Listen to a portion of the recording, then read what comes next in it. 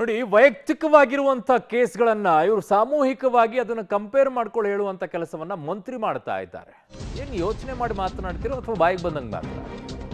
2022ರ Hubballi ಗಲಭೆಕೋರರ case ರದ್ದು ವಾಪಸ್ ವಿಚಾರದಲ್ಲಿ ಈಗ ಸರ್ಕಾರದ ಆದೇಶವನ್ನ ಪ್ರಶ್ನಿಸಿದ್ದ ವಕೀಲ ಗಿರೀಶ್ ಭಾರದ್ವಾಜ್ ಅವರು ಪ್ರತಿಕ್ರಿಯೆಯನ್ನ ಕೊಟ್ಟಿದ್ದಾರೆ. ಕೋರ್ಟ್ ಆದೇಶ ನನ್ನ ಜಯ ಅಲ್ಲ, ಜನರಿಗೆ ಸಿಕ್ಕ ಜಯ ಅನ್ನುವಂಥದ್ದನ್ನು ಅವರು ಹೇಳ್ತಾ ಇದ್ದಾರೆ. ಪೊಲೀಸರ ಮೇಲೆ ದಾಳಿ ಮಾಡಿದವರು ಅಮಾಯಕರ ಅನ್ನುವಂಥ ಪ್ರಶ್ನೆಯನ್ನ ಎತ್ತಿದ್ದಾರೆ. ಕರೆಕ್ಟ್ ಅದು. ಠಾಣೆಗೆ ಕಲ್ಲು ಹೊಡೆದವರು ಹೇಗೆ ಮುಗ್ಧರಾಗ್ತಾರೆ?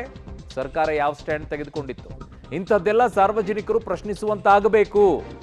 ಸರ್ಕಾರ ಮಾಡಿದ್ದನ್ನೆಲ್ಲ ಹೇಳ್ಕೊಂಡು ಸುಮ್ಮನೆ ಕೂತ್ಕೊಳ್ಳೋದಲ್ಲ. ಆಳುವ ಸರ್ಕಾರ ಇಂಥ ವಿಚಾರದಲ್ಲಿ ರಾಜಕಾರಣ ಮಾಡಬಾರದು ಅಂತ ಗಿರೀಶ್ ಭಾರದ್ವಾಜ್ ಅವರು ವಕೀಲರು ಅವ್ರ ಹೋರಾಟವನ್ನು ಅವ್ರು ಮುಂದುವರಿಸ್ತಾರಂತೆ. ಒಳ್ಳೆಯದೇ ಸರ್.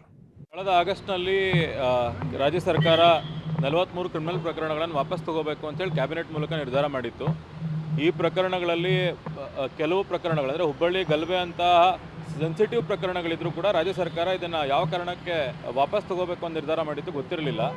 ನಾವು ಅಬ್ಸರ್ವ್ ಮಾಡಬೇಕಾಗಿದೆ ಏನಂದರೆ ಪೊಲೀಸ್ ಇಲಾಖೆ ಮತ್ತು ಪ್ರಾಸಿಕ್ಯೂಷನ್ ಈ ಎರಡೂ ಇಲಾಖೆಗಳು ಈ ಪ್ರಕರಣಗಳನ್ನು ವಿಡ್ರಾ ಮಾಡಲಿಕ್ಕೆ ಅರ್ಹವಾದಲ್ಲ ಅಥವಾ ಈ ಪ್ರಕರಣಗಳಿಗೆ ಸಾಕ್ಷಿಗಳಿವೆ, ಈ ಪ್ರಕರಣವನ್ನು ಮುಂದುವರಿಸಬೇಕು ಅಂತ ಹೇಳಿದರೂ ಸಹ ರಾಜ್ಯ ಸರ್ಕಾರ ಕ್ಯಾಬಿನೆಟ್ ಮುಂದೆ ಮಂಡಿಸಿ 321 CRPC ಕೆಳಗೆ ವಾಪಸ್ ತಗೊಳ್ಬೇಕು ಅಂತ ಹೇಳಿ ನಿರ್ಧಾರ ಮಾಡಿತ್ತು. ಇದನ್ನು ಹೈಕೋರ್ಟ್ನಲ್ಲಿ PIL ಮುಖಾಂತರ ನಾನು ಪ್ರಶ್ನೆ ಮಾಡಿದೆ. ಹೈಕೋರ್ಟ್ ಇವತ್ತು ಆದೇಶ ಮಾಡಿದೆ, ಸರ್ಕಾರದ ಆದೇಶವನ್ನು ರದ್ದು ಮಾಡಿದೆ, ಅಂದರೆ ಸೆಟ್ ಅಸೈಡ್ ಮಾಡಿದೆ. ಇದು ಕಾನೂನು ಬಾಹಿರ ಅಂತ ಹೇಳಿದೆ ಹೈಕೋರ್ಟ್. ಹಾಗಾಗಿ ಈ ಪ್ರಕರಣಗಳು ಇನ್ನು ಮುಂದುವರಿಯುತ್ತೆ. ಅಲ್ಲ, ಈ ಪ್ರಶ್ನೆ ಎಲ್ರಿಗೂ ನನಗೂ ಆಶ್ಚರ್ಯ ತಂದಿತ್ತು.